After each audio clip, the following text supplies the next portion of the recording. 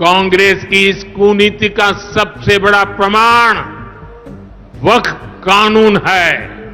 Vote bank को खुश करने के लिए इस कानून को ऐसा बना दिया कि बाबा साहब आंबेडकर के संविधान की ऐसी की तैसी मेरे मुसलमान नौजवानों को साइकिल के पंक्चर बना करके जिंदगी नहीं गुजारनी पड़ती।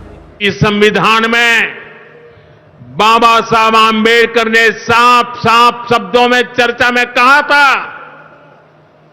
कि इस संविधान में कतई धर्म के आधार पर आरक्षण की व्यवस्था नहीं की जाएगी।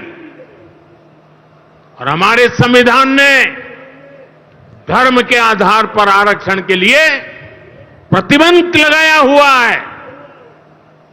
साथियों, कांग्रेस की तुष्टीकरण की इस नीति का बहुत बड़ा नुकसान मुस्लिम समाज को भी हुआ है।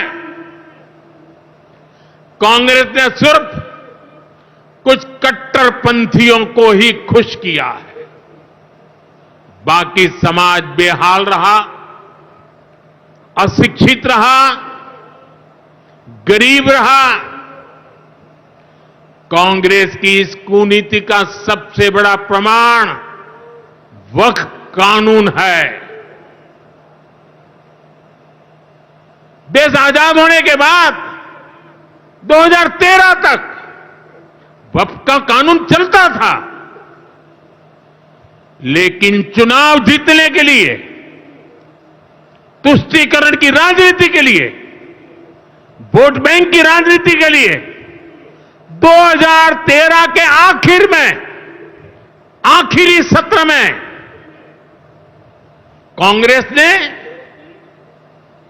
इतने सालों तक चल रहे वक्फ के कानून में आनन फानन संशोधन कर दिया ताकि चुनाव में वोट पा सके।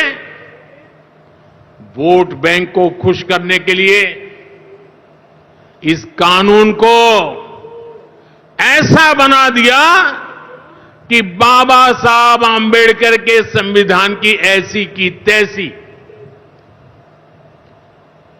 संविधान से ऊपर कर दिया। ये बाबा साहब का सबसे बड़ा अपमान का काम था। साथियों, ये कहते हैं कि उन्होंने मुसलमानों के हित में किया। मैं जरा ऐसे सभियों से पूछना चाहता हूं, वोट बैंक के भूखे इन राजनेताओं से कहना चाहता हूं, अगर सच्चे अर्थ से आपके दिल में मुसलमानों के लिए थोड़ी भी हमदर्दी है तो कांग्रेस पार्टी अपने पार्टी के अध्यक्ष मुसलमान को बनाए। क्यों नहीं बनाते भाई? संसद में टिकट देते हैं, 50% मुसलमानों को दो, जीत करके आएंगे तो अपनी बात बताएंगे। लेकिन ये नहीं करना है। कांग्रेस में तो कुछ नहीं देना है। देश के नागरिकों के अधिकारों को छीनना और देना, इनकी नीयत किसी का भी भला करने की कभी नहीं रही, मुसलमानों का भला करने की भी नहीं रही। यही कांग्रेस की अच्छी सच्चाई है। साथियों, वक्फ के नाम पर लाखों हेक्टेयर जमीन पूरे देश में है। इस जमीन, इस प्रॉपर्टी से गरीब का, बेसहारा महिलाओं बच्चों का भला होना चाहिए था।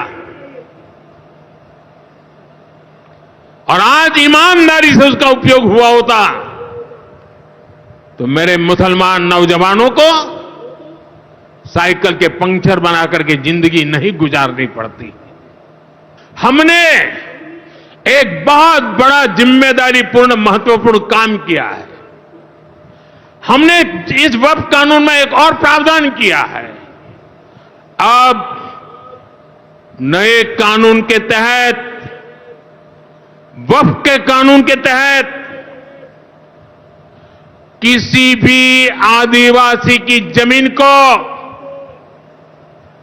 हिंदुस्तान के किसी भी कोने में आदिवासी की जमीन को, उसके घर को, उसकी संपत्ति को ये वक्फ बोर्ड हाथ भी नहीं लगा पाएगा।